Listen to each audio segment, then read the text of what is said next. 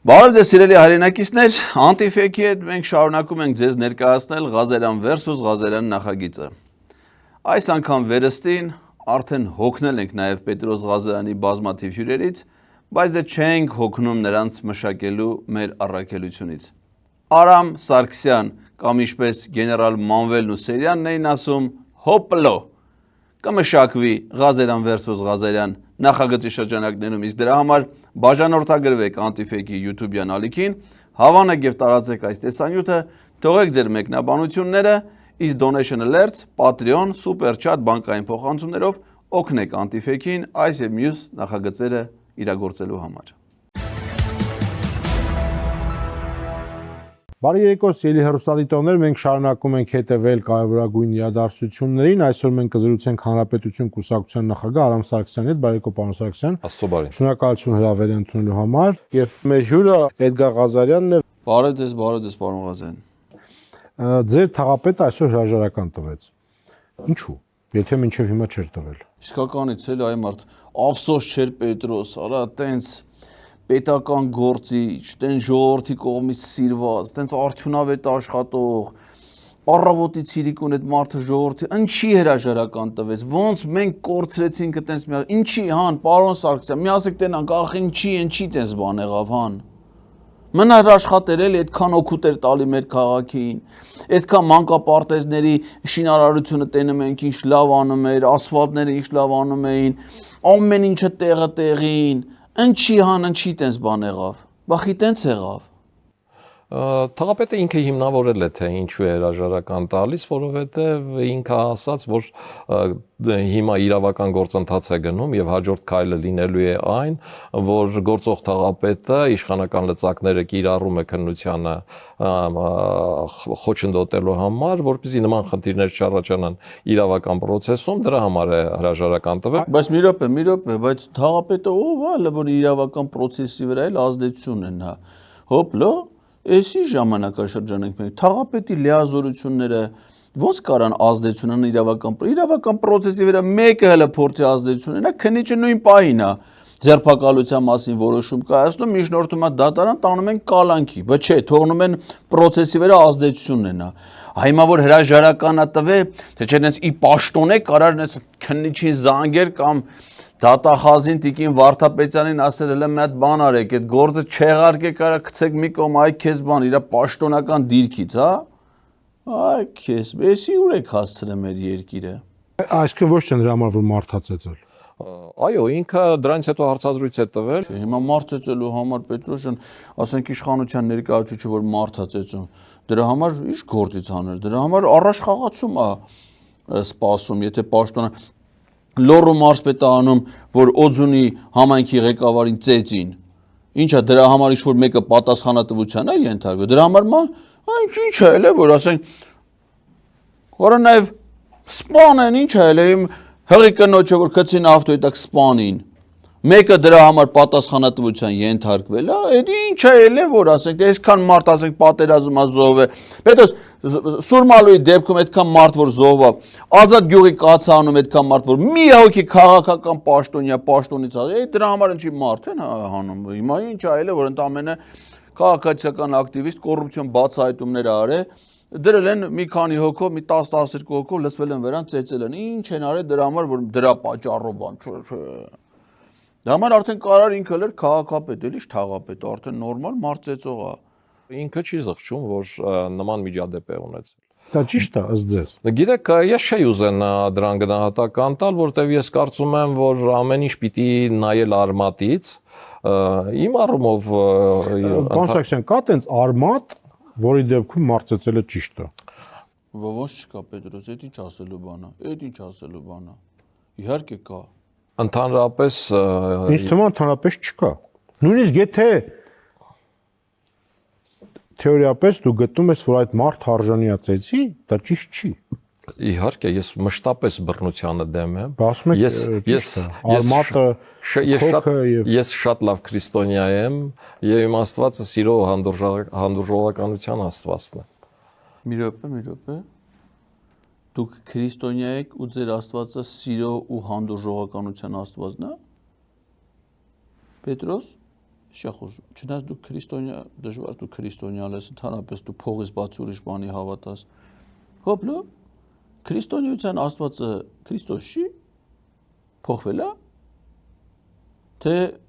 քո մոտ բազմաստվածություն է, բայց թե բազմաստվածությունն է, ուրեմն դու հեթանոս ես։ Էլիշ քրիստոնյաների Աստված մեկն է։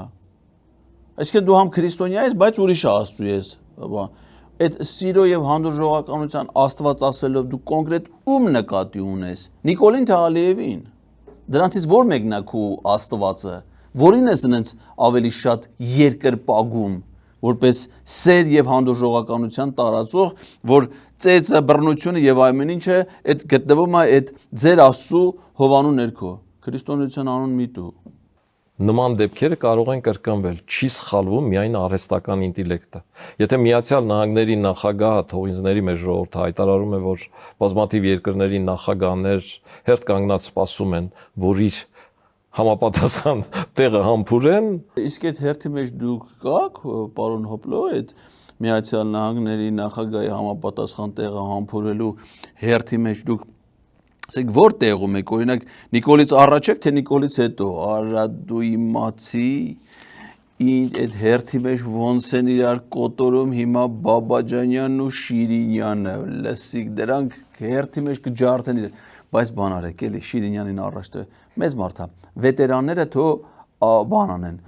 արտահերթ կարգով այդ հերթից օգտվեն, եղավ, վետերաններին առաջ մեղեք, Շիրինյան թո առաջինը գնա,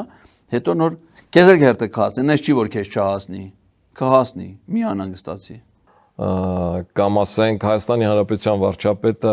ազգային ժողովում ազգային ժողովի որոշակի падգամավորների ասում է որ դուք օտար երկրաշպիոն եք ու այդ ես համաձայն եմ որ շպիոն են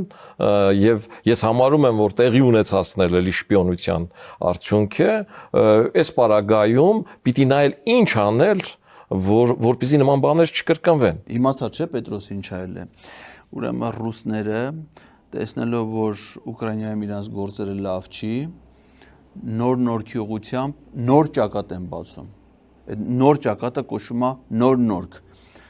Մի ուղղություն է թվում դեպի Կիև, մի ուղղությունը գալիս է դեպի նոր-նորք։ Բայց ստեղ ռուսները դաժան դիմադրության արժանացան։ Մեր ինքնապաշտպանական Հոպլո ջոկատը, որի հրամանատարն էր նոր-նորքի թաղապետը, դաժան հաշվի հարդար տեսան ռուսական ռազմական խմբավորումների դեմ եւ ռուսական շպիոնաժը նոր-նորքում ջաջախվեց։ Այսպես բան է եղել։ Իմացի։ Այդ որ ասեցիք, ես Քոչյանի հարցազրույցը հիշեցի, ուզում եք այդտեղից գանք։ Նա ասում է, որ 7 միլիարդ պարտքից 2-ը գողացել են, տարել են Փաշինյանը ամենահարուստ մարդն է, մինիմում 2 միլիարդ ունի կոռուպցիայի Էյնշտեյն, մի խոսքով ինքը այդ ֆոնին հրեշտակ է։ Հա, ինքն ասում է, որ 2 տարի հետո որ ինքը կգա իշխանության, բայց ով ասում որ դրանով Քոչյանը դառավ հրեշտակ, այսինքն որ Քոչյանը ասում է որ Նիկոլ Փաշինյանն ունի 2 միլիարդ դոլար փող, ինքը դրանից ինչի է դառնում հրեշտակ։ Հրեշտակը հեսա դիմացը նստած է, բայց ինքը Նիկոլը, то որ ուզում ես իմանաս sense դու գիտես հրեշտակի որ տեսակն եք, այն բառի երկրորդ իմաստով էլի, հրեշտակ եք, որովհետև հրեշ եք ու տակ եք տալի, ասեք տակ տվող հրեշ, լումա հրեշտակ, այ իրանք այդ տիպի հրեշտակներ են, օրինակ հլես հրեշտակին հարցրասա, դու որ ցեմենտի գործարանի տնօրեն ես եղել, ընդ ինչքան հրեշ ջան, ինչքան տակ ես տվել, այսինքն այդ գործարանը, քո ղեկավարության օրոք ինչքան տակ է տվել, որ դառել ես հրեշտակ։ Իրան հարցրու, թե չէ Քոչյանը իր ասելուց հրեշտակ չի դառնում։ Նիկոլն է հրեշ դառնում, դա դե գիտենք, էլի Քոչյանը պետք է ասի, որ իմանանք։ հա, ինքն ասում է, որ 2 տարի հետո որ ինքը կգա իշխանության, այդ կբացահայտի հայ ժողովուրդն էլ պոպկորն ուտելով կարող է այդ ամեն ինչին հետևել։ Պատասխանս ինքը իշխանության չի գա։ Ինքն է որոշում։ Ուզում ես դու գաս Պետրոս իշխանության։ Եթե ուզենաս, կասես Հոպլոն կազմակերպի, օրինակ Ավինյանին ինքը բերես չէ իշխանության։ Կարան անի որ քեզ դու առաջադրվել ես չէ ավականու տեխնացու չընտրվել։ Դա միամիտ մարդ դրա խելքդ գնաց է տվել ես Ծառուկյանին։ Գայր մի հատ հոպլոյի մոտ ասեիր հրեշտակ աղբեր, հրեշտակ հոպլո։ Օգնի դա գամ իշխանության։ Սիրուն մի անգամից էր հարգահաշիվը բանը կազմակերպեիք, պետք է լեր մերկուսն է գցեք ոտերի տակ գցեցեք, կլեիր այսօրվա դրությամբ Երևանի քաղաքապետը դու կլեիր։ Եկեն նստել էստե հենա կեթայր քու համար սիրուն կնստեիր քաղաքապետ կուտեիր դու Պետրոս արա դու կուտեիր վայ մամա ջան այդ ինչ կանեիր դու այդ Երևանի հետ չնայած Ավինյանն էլ նույն բանն անում էլի ինքը իշխանության չի գա ու ասենք Ռոբերտ Քոչարյանը Կիմ Չին Իրը ասենք ասում է որ չգիտեմ Կորեայի ֆուտբոլի հավաքականը աշխարհի չեմպիոնն է ու կորեական տիեզերանավը իջել է բանի իջել է արևի վրա ու Կորեայի ժողովուրդը հավատում են այ լսի այ բախտավար Կորեայի տիեզերանավի արևի հետ ինչ գործ ունես դու ձեր իշխանության տիեզեր կուղարկած են Արբանյակից խոսա ես իմ քանի միլիոն 7 միլիոն դոլարից ավել փողը ծախսել են գիտես չէ Պետրոս ուղարկել են տիեզեր միաշիկ ինչ-որ բան Արբանյակի մեջ գնաց է տիեզեր սաղի ալիքները սպուտնիկները խառն է իրար սաղի բաները հիմա անգել են տուշ ու գանգների տակ չեն իմանում էդի ոնց բերեն գցեն հետ դու դրանից խոսա ինչ Կորեա ինչ Արբանյակ ինչ արև ինչերից է խոսում ու հավանաբար Ռոբերտ Քոչյանի ու այդ կարգի լիդերների մեջ քիմիա կա ինքը խոստովանել է էլի ու այդ մոտեցումների կողմնակիցն է ու այդ մոտեցումներն է կիսում այսինքն այնքան անլուրջ է ավելի անլուրջ բան ասել որ ասենք այո Հայաստանի Հանրապետությունում կոռուպցիա կա բայց կոռուպցիայի նման մասշտաբ որ Հայաստանի Հանրապետության վարչապետը 2 միլիարդ ունենա այն էլ էս տարիների ընթացքում այդ չգիտեմ տնտեսագիտական մտքի տիտան պիտի լինես դու տնտեսագիտական մտքի տիտան ես չէ դա մենակ տնտեսագիտական չէ գիտենք դու քաղաքագիտական մտքի տիտան ես դիվանագիտական մտքի տիտան ես դու բոլոր ուղղություններով էլ մտքի տիտան ես հələ տիտան ջան մի բան ասեմ դու որ վարչապետ էիր դու ասես կոռուպցիա եղել է միշտ էլ եղել է ուղղակի այդ չափի չի էլի օրինակ քո վարչապետ եղած ժամանակ ինչքան է եղել կոռուպցիան օրինակ ասենք դու որ վարչապետ ես եղել ինչքան ես կերե տարե որ մինչև հիմա դրա հաշվին ապրում ես օրը մի մատանի դնում ես մատիդ գալիս ես նստում ես Պետրոսի մոտ մտել այդ քո կերածի չափը մատ ասենք ուզում եմ իմանամ էլի ինչ մասշտաբի կոռուպցիա է եղել քո վարչապետության ժամանակաշրջանում որպեսզի իմանանք ասենք դու այդ ժամանակաշրջանում որ կերել ես ինչքան ես կերել կարողանանք արդեն հենց համեմատենք ասենք դե եթե քո վաղ տեսքան այլ է արտաքին պարտք համարյա չի ելե կամ քիչ այլ է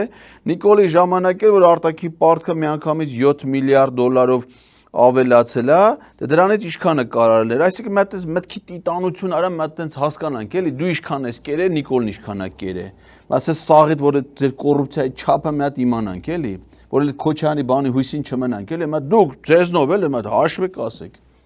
իսկ այն որ ինքը 200 միլիոն տարել է հիմնավորված կետերով դրել են որ այսքան 200 միլիոն տարել ես ու այդ 200 միլիոնի ցանկը որ նայում ենք ասենք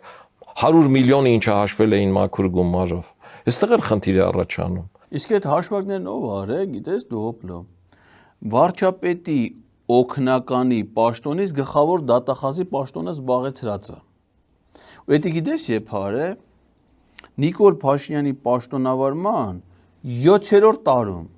բայց Քոչարյանի հարստության մասին լեգենդներն ու միֆերը պատտվում էին մինչև 18 թվականի ադրբեջանա-թուրքական հեղափոխությունը բայց չես ասում հարգելի դատախազ ես էլ եմ վարչապետել ես էլ եմ կերել ես էլ սաղս էլ ամենքս մեր չափով մեր բա լավ եթե Քոչարյանը կոռուպցիայով էր զբաղվել այն վաղ 4 միլիարդ էին ասում հետո զեղչեր է կարել ինչ որ գարուն ամառ հավաքածու զեղչեր է կարել սարքել է 200 միլիոն այդ երբ իմացաք բայց 7 տարին հենց ինչի էր անցնում այդ բացահայտումները չեր արվում եկելա ընտրությունների մասին խոսակցությունները սկսեն նոր բացահայտումներ արել վարչապետի նախկին օգնականը միայն պետական պաշտոններ զբաղեցնող մարդը Դարել է Հայաստանի ամենահարուստ մարդկանցից մեկը այն տարիներին, որ ինքը պաշտոնավարել է։ Լսի, բա մինչև քո Վազգեն Սարգսյանի պաշտոններ զբաղեցնելը ձեր ընտանիքը Արարատ գյուղում ապրող այն ամենահամեստ ընտանիքներից մեկն էր, նորմալ ծնողներ եք ունեցել, մանկավարժներ, իրենց համեստ կյանքով ապրող մարդիկ են եղել, 3 տղա են մեծացրել։ Բա մատ ուզում եմ իմանամ, դուք որս ես դառակ միլիոնատեր, մենակ ես պետական պաշտոններ զբաղեցնելով, բա այդ ինչի՞, ասեք դու հիմա դու գտնում ես, որ դու այն մարդն ես, պարոն Հոպլո, որ իրավունք ունես որևէ մեկին, ասես որ այդ մեկը պետական պաշտոններ զբաղեցնելով միլիոնատեր է դառել։ Քո մոտ հակառակն է, հա, դու սկզբից ասենք եղել ես տոհմիկ միլիոնատերերի ընտանիք, Ռոքվելերների ժառանգ Հոպլոն ես դու, Հոպլո Ռոքվելերովիչն ես դու։ Հետո ես Ռոքվելերներից ես ստացած ժառանգությունը, բերել ես բաշխել ես ժողովրդին, ձեր ընտանիքով բաշխել եք ու դուք հիմա ապրում եք համեստ աղքատ կյանքով։ Թե ոնց որ հակառակն է, համեստ ուսուցչի ընտանիքից, մեկ էլ եկեք դառել եք պետական պաշտոն ու մինչև հիմա դրանով մինչև, այսինքն այնքան է կերը դու մասնավորապես, որ մինչև հիմա դրանով ապրում ես։ Ու նստե Քոչարյանի դարդն ես քաշում։ Խելքի հաշեցեք, Ջիվանին կասեր։ Ու իր թիմակիցը գալի մեզ ասում է կոռումպացված, ինձ ասում է կոռումպացված։ Այո, քեզ ասում են կոռումպացված, որովհետև քեզնից կոռումպացված մեր հասարակության մեջ շատ քիչ մարդ կա։ Նո կարող է բան չունեմ ասել, ունդ Նիկոլ կա, Ալեն կա, չգիտեմ, Աներձա, Աննա կա, կա։ Բայց դե ցանկի մեջ ես դու։ Իհարկե երրորդ սորտ ես դու, դրանց համեմատ ամեն ինչով։ Հա, բայց ցանկի մեջ ես։ Այո, կա, ասում ենք։ Շատ པարզ բան կա։ Իր տղան Լևոն Քոչարյանը, դու այս դեպքում եւի հանճարեղ բառը ճիշտ է, հանճարեղ բիզնեսմեն է եւ զբաղվել է այդ գործերով եւ մարդիկ դառել են 100 միլիոնավոր դոլարների տեր։ Չեք ընդունում այս վարկածը։ Ոնց կարա չընդունի Պետրոս։ Ինքը ոնց կարա չընդունի։ Բա ինքը մի հանճարեղն էլ ինքն է։ Բա ինչ ա եղել ինքը մինչև Վազգեն Սարգսյանի նախարար լինելը, վարչապետ լինելը։ Հանճարեղ։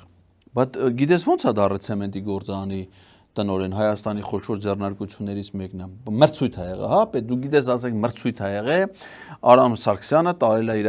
թղթերը ներկայացրել է, CV-ն նայել են, հետո ընկել է short list, հետո կանչել են հարցազրույցի, հետո հարցազրույցով ինքը եղել է լավագույն հավակնորդը, հետո գրավոր տեստագրը, հետո բանավոր հարցերին է պատասխանել, որի արդյունքում ընտրվել է պետական խոշոր ձեռնարկություններից մեկի տնօրեն, հետո նենց հանճարեղ ձևով է դա կառավարել, որ այդ ընկերությունը գցել է պարտքերի տակ, ինքը միլիոնները կուտակ է, ընկերությունը միլիոնների պարտքերն է կուտակ է, բարձա չէ, այդ միլիոնները որտեղ են հավաքվել, որ ընդ պարտքը առաջացել, հա, դա հանճարեղ է։ Հիմա դու սրան հարցնում ես, ասում ես Քոչարյանի տղան ոնց է դառել ինչ-որ բանի տեր, երբ որ խոսում ես Վազգենի աղբոր հետ։ Պետրոս դու քուր աղբեր ունես, դրանցից ձենձուն չկա։ Չնայած դու աղբորը լավություն կանես, արա, դու քո աղբորը գործի կտնես, ձեռդ էլի աղբորը դել կուտես։ Գիտեք, Ոչ մի պաշտոնական բան չի եղել, Չարաշյան։ գիտեք, ընդհանրապես ես երբեք նույնիսկ այն տարիներին, որ ամենամոլին դիմադիրն էի ու ցանկացած հարցի առումով քննադատում էի Ռոբերտ Քոչարյանին, երբեք որևէ թվեր չեմ ասել։ Ավելին ես Նիկոլ Փաշինյանի հետ բանավիճել եմ, որ այդ 4 միլիարդ եւ այլը, որ ասում եք, ճիշտ չի ու դա հիմնավորել պետք չի։ Լսի, այդ որ Ռոբերտ Քոչարյանը, որ ասում ես քննադատել եմ, այդ որ ժամանակ ես քննադատել, կարող է այդ այն ժամանակն ա եղել, որ Ռոբերտ Քոչարյանի հրամանագրով նշանակվել ես վարչապետ, հա? Իսկ դու Ռոբերտ Քոչարյանի ենթակայությամբ այն ժամանակի երկիրը նախագահական երկիր էր, նախագահն էր վարչապետին նշանակում եւ ազատում։ Հիմա Ռոբերտ Քոչարյանը ի թիվս իր բազմաթիվ դրական գործերի որոշումների մի շատ սխալ որոշում կայացրել է, այն էլ հանգամանքների բերումով, ստիպված, հոկտեմբերի 27-ի հետ հետևանքների հաշվի առնելով, այդ ժամանակ այսինքն ոչ սովորական, այսինքն սովորական պայմաններում, նորմալ իրավիճակում Ռոբերտ Քոչարյանը քեզքի իրան ասենք այգե բան չի նշանակել, դու ո՞նց կարաս ծառերը ջրես։ Ոչ մի բանի քեզ չի նշանակել։ Հիմա այդ սխալը ամեն դեպքում թույլ է տվել, քեզ նշանակել է վարչապետ, բայց որպես նորմալ մարդ շատ կարճ ժամանակ հետո հասկացել է ինչ սխալը թույլ տվել, հանե շպրտել է։ Հիմա ես ուզում եմ իմանամ, որ Ռոբերտ Քոչարյանին դու քննադատել ես, այդ երբ որ ինքը նախագահ եղել դու վարչապետ, այդ ժամանակ ես քննադատել, թե երբ որ քեզ արդեն հասկացել է որ մեծ սխալ է թույլ տվել, հանե շպրտել է, այդ ժամանակ ես սկսել քննադատել, որովհետև այդ կարևոր է, էլի, իմանանք դու որ ժամանակ ես Ռոբերտ Քոչարյանին գովացել եւ ինչի համար ես գովացել, որ ժամանակ ա եղել որ Ռոբերտ Քոչարյանին քննադատել ես, դա շատ կարևոր է։ Դա մամուլում կա։ Մարդիկ կարող են նայել, հիշել, որ ես այդ բաներն ասել եմ, այդ վեճերը տարել եմ։ Ես երբեք նման թվաբանություններ չեմ արել։ Ես ասել եմ, որ եթե մարդը գողացել է, ապա այդ գողացածի համար կան համապատասխան պետական մարմիններ, որոնք պարտավոր են այդ բացահայտել ու դատել։ Յա։ Բա գնա ինքնախոստովանությունը ինչի՞ չես անում, որ այդ խելքին ես։ Բա մոտ գնա ներկայացի, ասած հարգելի դատախազ Անգելեք 7 տարի Ռոբերտ Քոչարյանից $7 չեք կարող բերեք։ Հələ մատ եկեք տեսեք մենք ինչեր ունենք։ Հələ մատ եկեք տեսեք մենք ինչի տեր ենք։ Այդ ո՞նց է, այդ մեր դասատու բանը ծնողներն են այդ ամեն ինչը մեզ փոխանցել։ Հələ եկեք տեսեք մենք ինչ ունենք։ Վերցեք տարեք պետության, այ մարդեց, այդ պետությունից վերցած բաներ է սա։ Այսինքն Հայաստանի Հանրապետության իշխանությունները հիմի բացահայտել են, որ ինքը $2 միլիոն ունեցվածք ապօրինի է ձեռք բերել։ 2 միլիոն 200 միլիոն ներողություն 200 միլիոն դոլարի ապօրինի սեփականություն նույն դատարանը կորոշի այո ու դատարանը կորոշի ունի թե չէ բայց իրենք ներկայացրել են բայց այդքան փող կա հա բայց այդքանը կա ու այստեղ ամենազարմանալին ու զավեշտալին է որ ես հիշում եմ որ իրեն երբ որ կալանավորում էին ու գրավ էր դնել պետք ու 3 միլիոն էր գրավոր Մոսկվայից տվեցին գրավ այո Սամվել Կարապետյանը իրենք խնդրել էին որ Սամվել Կարապետյանը տար տեսեք մարդը 100 միլիոն գումար ունի 200 միլիոնի սեփականություն ունի իր գրավի փողը խնդրում է որ Սամվել Կարապետյանը տա լսես որ հաջողությունը լի առաջիկայում քեզ բռնեն քո գրավի փողնով է տալու կարող է բանը տա այդ նոր-նորքի թաղապետ այդ գլադիատորը տա Թե մանկապարտեզի նոր-նորքում մանկապարտեզի վերանորոգումն իրականացրած շինարարական կազմակերպության ղեկավարը կտա, թե ասաթո Սաքունցը տա։ Չնայած Սաքունցն էլ էս վերջի շրջանում արա խեշտեղ են, Պետրոսի մասար չէ, փողերը պակաս է, սկում է արդեն, մտել է ջուրը, սկում է։ Սաքունց չի կարա տա արդեն, մեկն էլի Սաքունցին տա։ Բայց տեսեք, պարոն Սարգսյան, Քոչարյանը այսօր երևի միակն է, որ ձևակերպեց, այսպես ասած, ընդդիմության տեսլական ապագայի միշտ ասում են, չէ՞, բա ձեր ծրագիրը որն է, Փաշինյանը վատնա, ձեր ծրագիրը որն է, Փաշինյանը վատնա, ու sense տենց էլ էս 7 տարին չհասկացանք իրանց ծրագիրը։ Հիմա ինքը ասեց, տեսեք։ Կազմակերպված պետություն, այսինքն էֆեկտիվ պետություն ենք դարձնում, բանակը ուժեղացնում ենք, մեր պոտենցիալը կուտակում ենք, գումարած Ռուսաստանի հետ հարաբերությունների կարգավորում, որովհետև Ռուսաստանը միակ պետությունն է, որ այստեղ ունի գետնի վրա ուժ, շահեր, եւ եթե մենք վերականգնում ենք նրանց հետ փչացած հարաբերությունները եւ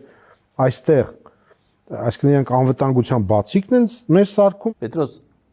բացիկ չի, բարձիկ։ Մեր կշիռը շատանում է եւ մենք լավ էֆեկտիվ կառավարում ենք պետությունը։ Ահա ձեզ ապագա լավ ուժեղ Հայաստանի տեսլականը։ Գիտեք, Ռոբերտ Քոչարյանի այդ մոտեցումը, եթե 2021 թվականի ընտրությունների ժամանակ կարելի էր ինչ-որ առումով քննարկման թեմա դարձնել, ապա 2023-ին Լեռնային Ղարաբաղի բռնակցությանը բռնի տեղահանումից հետո ընդհանրապես չեմ ուզում քննարկման թեմա դարձնել, որտեղ ինքն ասում է կգնամ կհանդիպեմ Վլադիմիր Պուտինին, այ ինքը ինչ կասի, այն էլ կանեմ։ Ինչպես հիմար դուրս տալի։ Օրինակ Ռոբերտ Քոչարյանը որտեղ է ասել, որ ես կգնամ կհանդիպեմ Վլադիմիր Պուտինին, ինքը ինչ կասի, ես տենց էլ կանեմ։ Հիմա Պետրոսը խելոք բաներ մտքեր ներկայացնելու համար ցիտում է Ռոբերտ Քոչարյանի ասած մտքեր։ Հիմա քո ասածը որտեղ է, ասեք որտեղ է Քոչարյանն ասել, ես Պուտինի ասածը կան։ Այդ Ասպետրոսի մեջ բերում միան մեջ, դա էդի որտեղ էր գրած։ Այդ տենում ես քո Քոչարյանի եւ մյուս բոլոր նորմալ մարդկանց տարբերությունը, քո ու Քոչարյանի, քո նորմալ մարդկանց տարբերությունը, գիտես որտեղ է։ Որ դու պրիմիտիվ մակերեսային, այսպես դատողություններ ունես, դե որ դուս պիտի խելք ունենայիր դու էլ, ասենք որտեղ իր սովորե, որտեղ իր աշխատե, որը մատել փորձ ու խելք գիտելիք ունենայ։ Դա համար այդպես մնացել է այդպես պրիմիտիվ մակերեսային դատողությունների մակարդակում։ Իսկ ուժեղ պետություն ո՞նց են սարքում։ Իսկ ինքը մտածում է, որ ինքը լիներ այդ պատերազմը չէր լինի, ինքը այդպես էլ ասեց։ Ինքը չի մտածում է, ինքը 10 տարի ղեկավարել է այդ երկիրը, հոպլո։ Այդ իր ղեկավարման ժամանակաշրջանում մի քանի ամիս է դու ես ել վարչապետ։ Ու ոչ թե մտածում է, այլ ապահովել է, որ իր պաշտոնավարման շրջանում պատերազմ չլինի։ Ինքը չի մտածում, ինքը արել է դա, հասկանում ես, տարբերությունը որն է։ Ասեց այս պատերազմը մենք ենք սկսել։ Հիմա մնում է, որ ինքն ասի, որ Հագարի կամուրջի փակողները, ասենք, դրանք Լեռնային Ղարաբաղ, ասենք, ԿՊ-ի падգամավորներ էին, ոչ թե ադրբեջանցիներ։ Հա, ով էին, որ ԿՊ-ի падգամավորները չէին, ԿՊ-ի իշխանությունը չէր, ԿՊ-ի նախարարները չէին։ Լսի, հոպլո։ Այդ Հակարի կամուրջը, գիտես երբ է փակվի, ամսաթիվը գիտես։ 2023 թվականի ապրիլի 23-ին 2023 թվականի ապրիլի, բայց Հակարի կամուրջը ինչի 2019-ին չէր փակվում, 20-ին չէր փակվում, պատերազմից հետո 21-ին չէր փակվում, պատերազմից հետո 22-ին չէր փակվում, այլ 23-ի ապրիլին էր փակվում։ Դու տեղյակ չես, որ 2022 թվին այքո Նիկոլ Փաշինյանը, Արարատ Միրզոյանը, իրանց падգամավորները բոլորը հոկտեմբերի 6-ին 22 թվի Արցախը ճանաչել են Ադրբեջանի կազմում, ասել են դա ձեր երկրի տարածքն է։ Ադրբեջանը ասել է դե որ իմ երկրի տարածքն է, դեկտեմբերից արդեն Արցախը փակել է շրջափակման մեջ Շուշիից 23 թվի ապրիլին էր բերել Հակարի կամրջում դրել է հսկիչ անցագրային անցակետ։ Բայց ստացավ որ ԿՊ-ն փակի այդ ճանապարհը։ ԿՊ-ն Արցախը հանձնել է Ադրբեջանին, Ադրբեջանը բերել է իր սահմանային անցակետը դրել է։ Բայց ԿՊ-ի փակել էլ ո՞նց է ալում։ Հենց տենց ալում, այո։ ԿՊ-ի падգամավորներն են փակել, ՊԿ-ի, ինչ ասի, ՓԿ ասեցի, դա նույն զիբիլն է։ ԿՊ-ի падգամավորներն են փակել, ԿՊ-ի կառավարությունն է փակել, ԿՊ-ի այսենց արբանյակներն են փակել, որ այդում են իջնում են արևի վրա, քու նման։ Հիմա լսեք, ես ասեմ ինչպես։ Ես ասեմ։ Թուրքիայից կա վտանգ, Ադրբեջանից կա վտանգ։ Ձեր սիրած արևմուտքը չի կարող զսպել ոչ Թուրքիային, ոչ Ադրբեջանին։ Դա միակը տարածաշրջանում կարող է անել Ռուսաստանը։ Ինչու Ռուսաստանը դուք պետքա հիմա ասեք, որ նրանք մեզ չսատարեցին, Քոչյանը սրանն էլ է պատասխանում։ Նա ասում է չսատարեցին, որովհետև մենք խաղեր տվեցինք։ Մենք գնացինք, ասեցինք դե բերել եք ձեր խաղապահներին, մենք հիմա աշխարհաքաղաքական ազատություն ենք մենք տալիս դրանից հետո եւ այդ խաղերի պատճառով Ռուսաստանը մեզ չպաշտպանեց։ Եվ երկրորդ, պաշտպանում են նրան, ով պաշտպանվում է։ Եթե մենք ինքներս մեր համար չենք կռվում, այլ հանձնվում ենք, ինչու Ռուսաստանը մեզ պետք է պաշտպանի։ Պետրոս դու նկատել ես, որ երբ որ ընդդիմադիր գործիչներից մեջբերումներ ես անում, այնց ահագին խելոք մարդու տպավորություն ես թողնում։ Հաճախ կրկնի ընդդիմադիր գործիչների մտքերը կարող է հասարակության մոտ էլ քո մասին կարծիքը փոխվի։ Հիմա դրանք սա ինչ հիմարություններ դուրս կտա։ Շատ բարձ պատասխան եմ։ Նախ ես Թուրքիա ու Ռուսաստան տարբերություն չեմ տեսնում։ Դե լավ, ո՞նց չեք տեսնում։ Դա չի տեսնում էլի Պետրոսը։ Միայն ասի թող ինքը հիմարությունները դուրս տես, մի անգամից դուրս տվեց։ Այ մարդ գոնե մի քիչ ոտդ կախքցեր, մի երկու բան ասեիր նոր հիմարություններ էլի։ Ինքը Թուրքիա եւ Ռուսաստանի մեջ Պետրոս տարբերություն չի տենում։ Ակի ասում ես։ Շատ բարձ, որովհետև Թուրքիայի ու Ռուսաստանի շահերը այստեղ միանշանակ համընկել են եւ Թուրքիան ու Ռուսաստանը 2020 թվականից մինչեւ 2025 թվականը ամեն ինչ արել են, որ Հայաստանի Հանրապետությունում կտրվի մեղրի միջանցք։ Եվ իրենք այդ չեն կարողացել անել։ Հասկացար Պետրոս, ուրեմն 20 թվից Ռուսաստանն ու Թուրքիան դաշինք են կազմել, ուզում են մեղրի վերցնել չեն կարող։ Նիկոլը դրելա չորո թույլ չի տա ու դիմակայում է, որովհետև դու գիտես Նիկոլը ուժեղ բանակ ունի, տարածաշրջանում ամենաուժեղ բանակը, ցանկացած հարց կարա մի կողմից հարցակվի Ռուսաստանը ոնց կարանք հարձակվենք, մենք Պետրոս սահմանը չունենք։ Դա ոչինչ, Ադրբեջանի վերով էս կետա հարձակվում։ Այս մի կողմից քշի Թուրքիային տանը լացի միջերկրական ծովը, կեսի միջերկրական ծովը, կեսից հետո Նիկոլը ուժեղ զորավարդի, գիտես, պատերազմի փորձություն անցած բան։ Դրա հետ միասին ինքը ուժեղ դիվանագետ է։ Նկատել ես չէ հոպլոջան դու էլ նկատել բայց շփում ես այդ հեշտ որ չի ասեք մենակ քո հետ շփումներից իր դիվանագիտական գիտելիքներն ու կարողությունները կբարձրան ու թույլ չեն տալի թույլ չի տալի այո որ մեղրին բանը վերցնի դիմակայում է մեր Նիկոլը Ռոբերտ Քոչարյանի ու Վլադիմիրի Պուտինի մեջ այդ քիմիայի հիմնական դրսևորման բովանդակությունը նրանում է որ իրենք երկուսն էլ մնացել են երկրորդ համաշխարհային պատերազմից հետո ստեղծված աշխարհակաղակական իրավիճակում ու Ռոբերտ Քոչյանի իշխանություն չի գալու իսկ քո ու Իլհամ Հեյդարի Ալիևի միջև ինչ քիմիա է թե ձերը քիմիա չի ձերը կենսաբանություն է միգուցե հենց անատոմիա որտեվ ինքը հին է որովհետև այդ աշխարհակաղակական իրավիճակը փոխվել է արևմուտքը ու Եվրոպան վաղուց այստեղ ներկա են Ռոբերտ Քոչյանն ասում է կամ Ռուսաստանն է կամ Թուրքիան Ադրբեջանը բացարձակ ոչ հողի վրա մենք էինք հողի վրա Լեռնային Ղարաբաղում դուք էիք ձեր ներկայությամբ Լեռնային Ղարաբաղի բնակչությանը արտաքսեցին 3 օրում երբ Պրահայի հայտարարությունից մի տարի հետո ամսաթվերն էլ ասա բա Բայց չես իմանում այդ ոնց եղավ որ մինչև այդ չէին արտաքսում 3 օրում, հետո ստեցին արտաքսել, բայց ինչ եղավ որ այդ արտաքսեցին։ Դու ինչ էիր ասում Պետրոս։ Որովհետև մենք խաղեր տվեցինք արևմուտքի հետ։ Ապրես։ Այլ ամսաթվերով Մինչև 2021 թվականի նոյեմբերի 26-ը հələ բանակցություններ ընթանում են Ռուսաստանի հովանու ներքո։ Ռուսաստանն ինչ էր առաջարկում մեզ, հոպլո, առաջարկում էր ասում մեր կարգավիճակի հարցը թողնենք հաջորդ սերունդներին։ Պետքա կարգավիճակի հարցը առաջնային քննարկենք։ Բերել տեղակայել խաղաղապահ զորքեր Արցախում, որը ապահովում էր անվտանգությունը։ Արցախցիների հետ վերադարձ էին անում ամեն օր ռուսական ավտոբուսներով, զինվորականների ուղեկցությամբ։ Հետո ինչ եղավ։ Ինչ արեցիր դու Նիկոլա Եվրոների հետ, Շարլ Միշելի հետ, մեկ էլ Էմանուել Մակրոնի, որ կրի կառավարությունիկուն չափալախատալի կեսը մենք տենում ենք։ Գնացիք Պրահայում, սկսեցիք բանակցությունները 21 թվականի դեկտեմբերի 14-ից, 22 թվականի մարտ, 22 թվականի մայիս, 22 թվականի օգոստոս, 22 թվականի հոկտեմբերի 6 Արցախը հանձնեցիք Ադրբեջանին, բա որ հանձնեցիք Ադրբեջանին, ասում է, այլ մարդիկ համարում են Արցախը Ադրբեջան, ռուսական զորքերը ինչ գործ ունի, ռուսներին էլ հանեցին, ղարաբաղցիներին էլ հանեցին։ Պարոն Սարգսյան, սա ճիշտ է, բայց որովհետև դուք արևմտամետ խաղեր եք տալիս, դրա համար բանալիները չի տվել, դրա համար չի արել։ Դուք եք մեղավոր ասում եք Քոչյանը, որ չի արել։ Մենք ոչ թե արևմտամետ խաղեր ենք տալիս, մենք պայքարում ենք, որ Հայաստանն ունենա անվտանգություն, որ Հայաստանի բանակը ունենա սպառազինություն, այնպիսի սպառազինություն, այնպիսի ժամանակներ, ինչը Ադրբեջանն ունի։ Ու մենք տեսնում ենք, թե Ադրբեջանը այդ ինչպես է արել։ Հետո բա դուք էլ եք արել։ Հիմա դուք Ադրբեջանի պես սպառազինություններ ունեք։ Ադրբեջանը պատերազմից հետո իր զինանոցը ամբողջությամբ համալրել է մի բան էլ ավել։ Բա դուք ինչ եք արել։ Զենքեր եք ձեռք բերել, հա, նոր սպառազինություններ եք ձեռք բերել, հավասարվել եք Ադրբեջանին,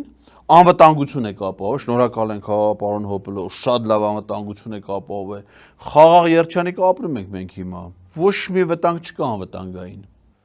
Մենք ուզում ենք, որ Հայաստանն ունենա զարգացող տնտեսություն նոր տեխնոլոգիաներով։ Ապրեք, շատ լավ է։ Ուզում են։ Ուղղակի Պետրոս չեն կարում ապահովեն, որ Հայաստանը տնտեսությունը զարգանա, նոր տեխնոլոգիա։ Սա օրը Եվրոպայի ինչ ասիր,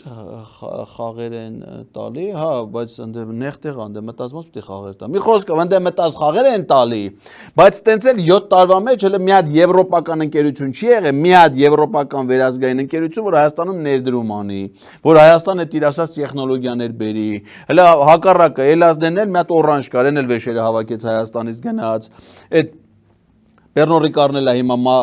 ֆիրմա մանգալի որ ծախեն թողնեն գնան բոլոր եվրոպական ընկերությունները Հայաստանից գնում են Հայաստան ներդրումներ չկա բայց իրանք ուզում են ուղղակի չեն կարում ցես գալիս են եվրոպացիները մեկ էլ ասում են ում հետ պիտի գործակցենք ասում են բանի հոպլոյի չէ լավ էլում հետ պիտի բանենք կոլոթովոյի էլում հետ պիտի բանենք խզմալի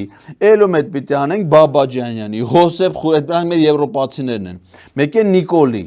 Արարատ Միրզոյանի, Վահան Կոստանյանի, դա մեր եվրոպացիներն են։ Նայում են որ ասում են սրանքով են արա ոչ լոտ ես իմ անլվան թրաշ ամպլաշ ով է սրանց ասի դրանց հետ ով գործ կբռնի։ Իրանք ուզում են, բայց գործ տեղից առաջ չի եթում։ Այդպիսի տեխնոլոգիաներ եւ ներդրումներ Ռուսաստանը չունի ու չի անում։ Ինքը չունի իր երկրում, Ռուսաստանի նախագահը ինքն է խնդրում Թրամփին, որ գա իր բազմամետաղ հանքերը միասին շահագործել, որտեղ այդ բազմամետաղ հանքերից շահագործելու գինը այնքան տանկ է լինում, որ Չինաստանը դրա կես գնով շահագործում է, տեխնոլոգիա է պետք։ Ռուսաստանը չունի։ Գիտես չէ, Պետրոս, Հայաստանում ամենաշատ օտարերկրյա ներդրումները, ուղղակի ներդրումները ռուսական կապիտալով ընկերություններն են։ Չունի, Հայաստանը Ռուսաստանը կապ չունի, ապեր ոչ մի բան չկա, բան, շատ վատ է, շատ, բան, Պետրոս, Ռուսաստանը ջա շատ վատ է։ Մերն է լավ, մերն է լավ։ Ստեղ հələ ստոպ։ Հիմա դուք էլ պայքարում եք, որ մենք Եվրամիության անդամ դառնանք։ Այո։ Քոչարյանը ասում է, Եվրամիությունը ունի Եվրահանձնաժողով, 27 կոմիսար, հա, Եվրախորհրդարան եւ ամենամեծ ինքնիշխանության կորստի մոդելը դա Եվրամիությունն է։ Իսկ Միութենական պետությունը ի՞նչ է։ Մի 3 նախագահ են, հավաքվում են, իրար հետ խոսում են, ոչ ինստիտուտներ կան, ոչ բաներ կան, ամեն մեկը գնում է իր գործերով համարյա ինքնիշխանության կորուստ չկա։ Հիմա եթե դուք պայքարում եք մեր ինքնիշխանության համար, դուք պետքա ուզենաք մտնել Միութենական պետություն, ոչ թե Եվրամիություն, որտեղ ոչ անկախ մարմինն է։ Այս Կիմչիներին անցավ արևի վրա օտանավիճեցնելուն։ Ես ինչ է ծիծաղում Պետրոս։ Այդ ինչ է որ ես ծիծաղելը։ Ծիծաղելու բան չկար այստեղ։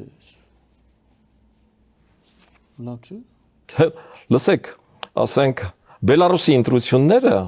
ռուսական դիտորդները գնացել են եւ համարել են օրինակելի։ Եվրամիության դիտորդներն էլ եկել են Հայաստանի ընտրություններն են համարել օրինակելի։ Հետո Հայաստանում նորմալ ընտրություններ ա եղել։ Բելարուսի իշխանությունները շատ կազմակերպված ընտրություններ շատ կազմակերպված, այո, այսինքն Ռոբերտ Քոչյանի պատկերացրած ժողովրդավարությունը, այդ այն ժողովրդավարությունն է, ինչը պատկերացնում է իր քիմիկոս ընկեր Վլադիմիր Վլադիմիրիչ Պուտինը, թող ինձ ների։ Չէ, պիտի բանը ձեր պատկերացրած ժողովրդավարությամբ լինի։ Այդ ձեր ժողովրդավարության մեջ, Պետրոսյան, սրան ժողովրդավարություն շատ ուժեղ է։ Ուրեմն սրան ժողովրդավարության մեջ 2018 թվին եղել են ընտրություններ Երևանի ավականում։ Այդ ընտրություններում մենակ Նիկոլ Փաշինյանն է հաղթել, 0 ընդդիմություն ընտրություններ եղել է արտահերթ։ 2018 թվականին եղել է ազգային ժողովի արտահերթ ընտրություն, դրանից առաջ պարլամենտը ձևավորել ընդամենը 1 տարի առաջ։ Ընտրություններին ոչ մի իշխանական, ոչ մի ընդդիմադիր ուժ չի հաղթել։ 3 ուժ անց ընդամենը խորհրդարան, 3-ն էլ Նիկոլ Փաշինյանի հետ կոալիցիա կազմած, ընտրությունն էլ արտահերթ։ Ընտրության օրը որոշել է Նիկոլ Փաշինյանը, նպատակահարմարությունը որոշել է Նիկոլ Փաշինյանը, մասնակցել է Նիկոլ Փաշինյանը, հաղթել է Նիկոլ Փաշինյանը։ 2021 թվականին էլի արտահերթ, այդ արտահերթի նպատակահարմարությունը որոշել է Նիկոլ Փաշինյանը, օրը որոշել է Նիկոլ Փաշինյանը, մասնակցել է Նիկոլ Փաշինյանը, հաղթել է Նիկոլ Փաշինյանը, մեկել ընդամենը 1 ընդդիմադիր ուժ կարողացել օրենքով սահմանված շեմը հաղթել։ Այս ժողովրդավարական ընտրությունը այդ է Պետրոս, երբ որ մի հոգի որոշում ընտրությունը լինի թե չէ, երբ լինի, ինքը մասնակցի թե չէ, մասնակցելուց քանի տոկոսով հաղթի ու միշտ հաղթում է 2/3-ով ավել։ Այդ է ժողովրդավարությունը։ Թե չէ գնացել է Բելարուս, Ռուսաստան, եսի որտե։ Դրանք ով ասել որ դրանք ժողովրդավարական։ Էս է ժողովրդավարականը։ Որովհետև այնտեղ եթե դու մրցակից ունես ընդդիմադիր, այդ մրցակիցից կամ կամուրջի վրա պիտի սպանեն կամ բանտում պիտի թույնեն, որտեղ որևէ մրցակից, որևէ ընդդիմադիր ուժ չպիտի ձևավորվի։ Հա, բա, այդ Հայաստանում ասես պատմում։ Հա, որ ընդդիմադիրները պիտի բանտերում են, ընդդիմադիրների դեմ քրեական գործեր ունեն, ընդդիմադիրները պիտի ձերբակալվեն, դրանից հետո հաղթի իշխանությունը։ Այդ որտեղ է Բելարուսում է տենց, Հայաստան, թե Հայաստանում է տենց։ Ոնց որ Հայաստանում է տենց։ Պիտի լինի Լուկաշենկոն։ Այստեղ էլ Հայաստանում պիտի լինի Ռոբերտ Քոչարյանը։ Բայց Հայաստանում Նիկոլ Փաշինյանն է տենց։ Հայաստանում է տենց Նիկոլ Փաշինյանն է։ Պարոն Սարգսյան, բայց ինքը իշխանությունը հանձնեց, չէ։ Իհարկե իշխանությունը հանձնեց։ Բախեք Լուկաշենկոյի հետ համեմատում։ Որ ինքը իշխանությունը հանձնեց Պուտինի։ Պուտինը իշխանությունը հանձնեց։ Չէ, Քոչարյանը հանձնեց, չէ, եկավ Սերժ Սարգսյանը։ Քոչարյանը իշխանությունը Պահեց հանձնեց։ այդ ձևերով։ Դե Սարգսյանն էլ է հանձնել։ Արա այդ Նիկոլ չկար իշխանություն հանձնել Պետրոս։ Արա սա հանձնում են Հայաստանում իշխանությունը։ Ռոբերտ Քոչարյանը հանձնում է, գալիս է Սերժ Սարգսյանը, Սերժ Սարգսյանը հրաժարական է տալի, գալիս է Նիկոլ։ Արա Նիկոլ չկար իշխանություն հանձնել, որտեղ ժողովրդավարական է։ Ժողովրդավարական երկրում չի լում իշխանությունը հանձնել էլի։ Ալնում է ընդդիմախոսներին ձերբակալել, ծեծել տալ, քրեական գործեր հարուցել, ոստիկանական ճնշումների գործադրել։ Իշխանություն հանձնել չի լում։ Չի ստացվում, ախպեր, ոչ մի ձև չի ստացվում։ Ինքը չուներ տարբերակ, ինքը չուներ քաղաքական թիմ։ Ինքը միշտ ասել է, որ իր քաղաքական թիմը իր կուսակցությունն է։ Բայց ես հոբլո, հիշում եմ, որ Ռոբերտ Քոչարյանը երբ որ նախագահ էր, այն ժամանակ ձևավորվել էր մի հատ քաղաքական կոալիցիա, որը իր աջակցություն էր հայտնում նախագահին։ Պարլամենտում կար կոալիցիա։ Դրա մեջ մտնում էին Հայաստանի Հանրապետական կուսակցությունը, որի զարգացման գործում, ազդեցիկ քաղաքական ուժների գործում ամենամեծ ներդրումն ունեցել քո թշնամին։ Այն որի հետ, որի հիշատակի հետ դու մինչև հիմա կռիվ ես տալի պայքարում ես։ Նրա անունն է Վազգեն Սարգսյան։ Այդ քաղաքական դաշինքի մեջ է մտել Հայ հեղափոխական դաշնակցությունը, օրինաց երկիր կուսակցությունը, միավորված աշխատանքային կուսակցությունը։ Գիտես որն է, ձեր դեսպանն է Մոսկվայում, Գուգոն Արսենյան։ Կոալիցիայի մեջ էր Հանրապետականի եւ մյուսների հետ ՄԱԿ կուսակցություն էր կոչվում։ Բարգավաճ Հայաստան կուսակցությունն այլ է։ Այդ չեմ ասում, որ Ռոբերտ Քոչարյանի խորհրդականներն էին Ազգային անվտանգություն կուսակցության նախագահ Գառնիկ Իսագուլյանը, Հայաստանի դեմոկրատական կուսակցության նախագահ Արամ Գասպարի Սարգսյանը, թե նորմալ Արամ Սարգսյանն է, դու չես, եւ ՀԺԱՄ կուսակցության նախագահ Սեյրան Ավագյանը։ Նրանք էլ նախագահի օգնական, բայց դրանից ավելի մեծ կոնսոլիդացիա, քաղաքական ուժերի համախմբում, հանրապետության նախագահին աջակցություն ցուցաբերելու, ել ո՞նց է ալնում։ Գյումրին ցույց է տալիս, որ եթե տեխնացու կա, կուսակցություն միշտ կգտնվի։ Դե դրա համար իշխանությունը ահռելի անելու բան ունի եւ ես բազմաթիվ անգամներ ասել եմ, որ Հայաստանի Հանրապետությունը եթե մնում է այս խորհրդարանական համակարգի վրա,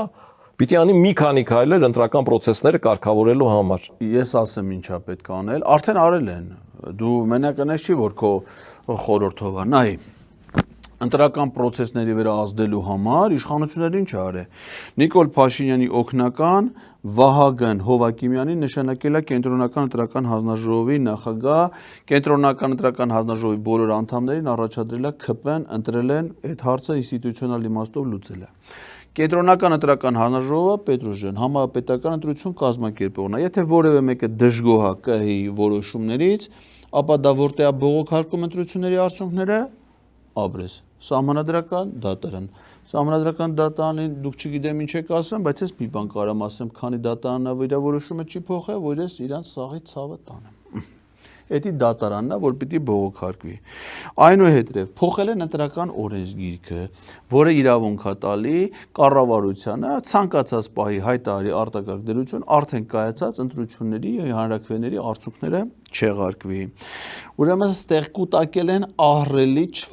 չվերահսկվող մի հատ ֆինանսական միջոցներ, որը նույնիսկ Transparency International-ն է ասում, որ քաղաքացիական պայմանագիր կուսակցության ֆինանսական համակարգը չի վերահսկվում, Պարշենտ հետ կազմակերպությունը ումից է միջոցներ ստանում, ինչքան է ստանում, ինչի վրա է ծախսում, հատկապես ընտրությունների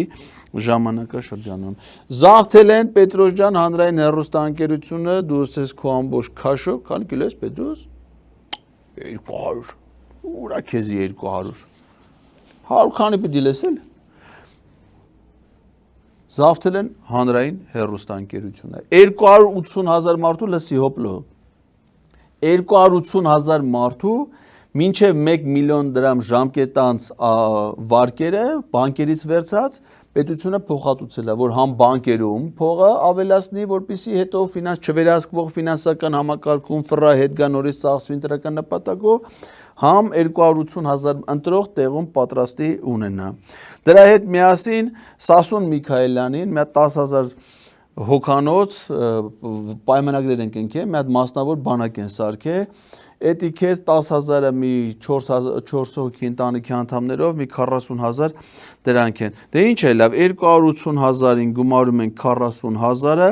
մի 300,000 ասում են աղանդավոր կա։ Էդի ինդեմ 200,000 ոստիկան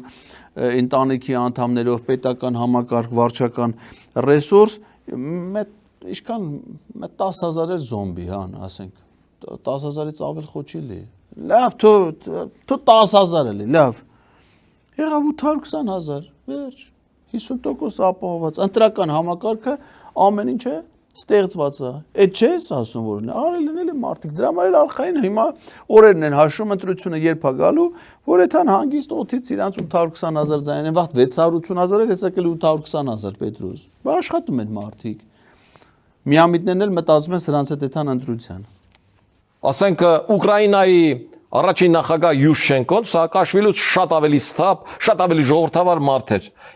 Ընտրությունների շեմին ինքն ասում էր, այ որ ինձ փողոցում դուք հայհոյում եք, ես դրանով հպարտանում եմ, որտեվ ես եմ ձեզ այդ հնարավորությունը տվել, որտեվ հիմի Ուկրաինան ժողովրդավար է ու այլևս այդպեսին պիտի կլինի։ Ու ինչ տեղի ունեցավ։ 3 անգամ Ուկրաինայի ժողովուրդը Մայդանում փորձում է իր ինքնուրույնությունը, ինքնիշխանությունը ու իր ժողովրդավարությունը պաշտպանի։ Ուկրաինա հիմա շատ լավ է Պետրոս։ Տենում ես պատմա թե ինչքան լավ է հիմա Ուկրաինայում ժողովրդավարական, խաղաղ, բարեկեցիկ, ուղղակի մի միլիոնից ավել երիտասարդներ են մահացել, երկրի կեսը ավերվել է, հիմնական ենթակառուցվածքները, օդանավականները, էլեկտրոստանցիաները, կամուրջները, հզոր շենք, քաղաքներ, երկրի տարածքի մի մասը անցել է Ռուսաստանի վերահսկողության տակ, էլ ինչ կա, հանքերը լրիվ ինչ ունեին, 350 միլիարդ դոլար պարտքի դիմաց լրիվ արդեն տվել են ամերիկացիներին,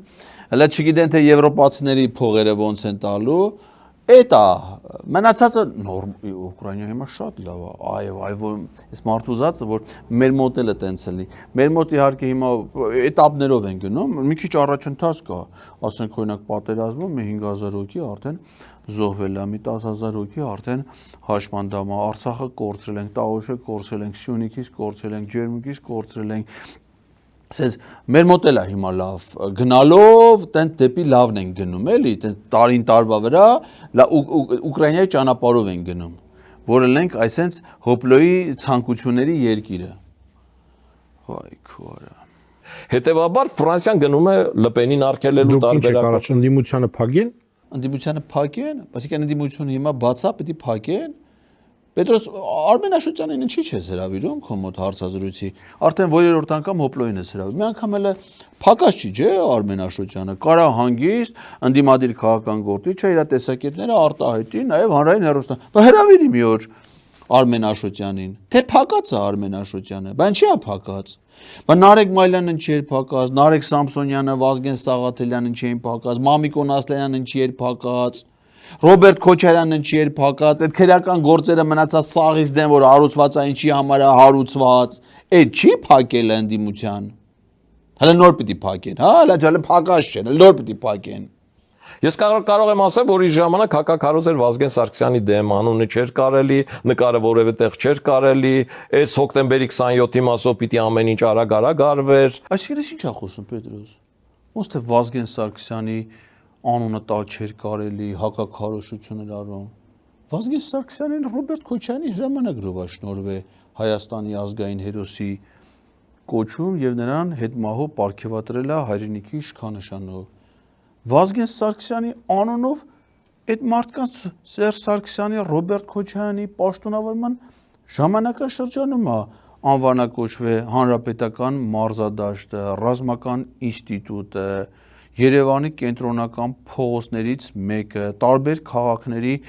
բազմաթիվ փողոցներ, Պաշտպանության նախարարության զորամասը։ Ինչ է խոսում։ Իսկ Վազգեն Սարգսյանի նկարը որտե չէր կարելի կախել։ Ով է ում գնացի ասել, ինչ էր խոսում։ Որ ասում եմ, էսի Վազգենի թշնամին է, Վազգենի արձանն են մենակ մի անգամ հանե։ Հոպլո։ Գիտես որտեղից։ Շուշիից։ Ու գիտես հանելուց առաջ ինչ ա եղել։ Այդ ես դու արե։ Դու էդ ես արե։ Իսկ Ռոբերտ Քոչարյանն ու Սերժ Սարգսյանը Վազգեն Սարգսյանի հարգը շատ լավ իմացել են եւ իր կենթանության օրոք։ Եվ ողբերգությունից հետո, որովհետև Վազգեն Սարգսյանն ու Ռոբերտ Քոչարյանը, Սերժ Սարգսյանը մարտական ընկերներ են եղել պատերազմի դաշտում։ Դրանից հետո համատեղ ուժերով պետություն են կառուցել, շենացրել։ Ու երբ որ իրանք կարևոր խոսակցություններ են, կարծեմ դու ես մի անգամ ասել, որ քեզ ասել են հերրու գնա կանգնի, որ լուրջ մարդկանց խոսակցություններին հանկարծ չխառնվես, ականջիցերով բան չլսես։ Այդ է էլի քու կարգավիճակը հոպլո։ Այդտեղ մի հետաքի դրվագի կա, ժամանակը կարճ է, Քոչարյանն ասում է, որ եթե հիմա ես որոշեի էլի Սերժ Սարգսյանին տայ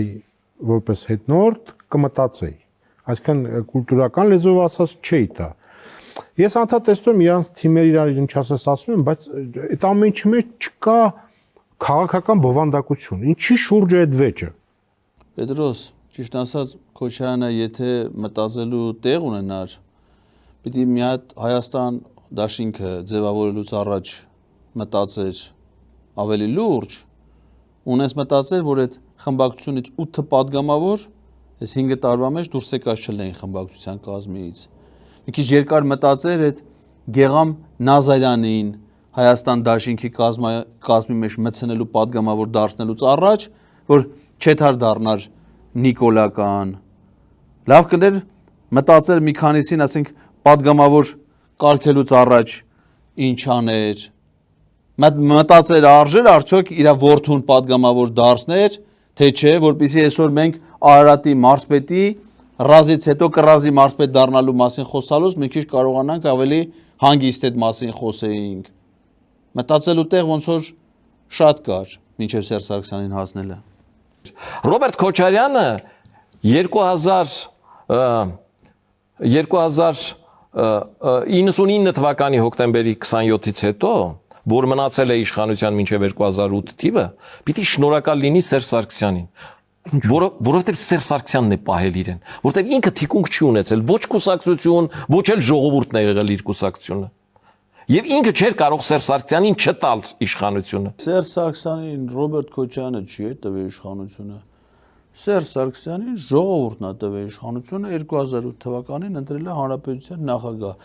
Ռոբերտ Քոչարյանն էլ ժողովրդավարական պատկերացումներով 2 ժամկետ պաշտոն ավայել է նախագահի պաշտոնում, իր լիազորությունների ժամկետը դադարել է, կազմակերպվել է նոր ընտրություն, նոր նախագահ ընտրվել։ Իդ ինչի մասին է։ Այդ հիմա ձեր մոտ է, որ Նիկոլը որոշի քեզ ինչ տա, դու Նիկոլին ինչ տաս, ինչ առևտուր անեք իրար մեջ, ինչ անեք, այս երկիրը ոնց կեղեքեք, թալանեք, տանեք, հանձնեք թուրքերին։ Ժամանակին այդպես բաներ չի եղել։ Այդ հիմա է այտենց։ Ու այսօր Սերժ Սարգսյանն ասում է, որ ես չեմ դնելու իմ տեխնացիոնը։ Եթե Սերժ Սարգսյանը այ 2026 թվի ընտրություններին տեխնացիոնը դնի, Ռոբերտ Քոչարյանից վստահաբար եմ ասում, միանշանակ շատ կհավաքի։ Սերժ Սարգսյանը իր ասելիքը շատ հստակ ասել։ Ինքը երկու ցանկություն ունի։ Մեկը որ ձեզ բոլորիդ քեզ էլ հետը, Պետրոս հետ քեզ էլ է վերաբերում, Նիկոլի գլխավորությամբ վռնդեն իշխանությունից։ Եվ երկրորդը, որպեսզի իր ընկերները Բաքվի գերությունից, Բաքվի բանտերից վերադառնան հայրենիք։ Այդ երկու ցանկություն ունի Սերժ Սարգսյանը։ Ամենայն դեպս ինքը տենց ասել։ Մեր ժողովուրդը այս դարավոր փորձությունների մեջ առաջին անգամ անկախության հնարավորություն է ստացել։ Մենք նոր ենք անկախանում։ Փաստորեն նոր մենք պիտի անկախանանք, Պետրոս։ Լսի, բա որ դու վարչապետ ես ել, այդ անկախ Հայաստանի վարչապետ չես ել, բա որ երկրի վարչապետ ես ել, որ մենք այս 30 տարվա մեջ անկախություն չենք ունեցել, նոր հələ parze չի էլի կստանանք, թե չէ, նոր պիտի։ Փաստորեն սրա պատկերացրած անկախությունը Ադրբեջանի եւ Թուրքիայի տիրապետության տակ բանն է, մնալն է, որպես Ադրբեջանի կամ Թուրքիայի մի հատ նահանգ։ Ես սրա պատկերացրած անկախությունը։ Պետրոս, վերջին անգամ էլի որ դու սրան բերես, ես ներվեր չունեմ, սրա ամեն մատանիները հաշվել ես, այ քանի մատանի ունի, այդքան անգամ դու պետք է կանչես, թե իմ ժամանակը քիչ է սրան տրամադրելու համար։ Ճամփի Toyota հերիքաս թե կանչես։ Toyota Ադրբեջանի հանրային հեռուստաընկերություն խոսա, Toyota թուրքական հեռուստաընկերություններում խոսա։ Հերիք չի ամեն անգամ բերում ես թե։ Շնորհակալություն։ Մենք կհանդիպենք ցտեսություն։ Հաջողություն։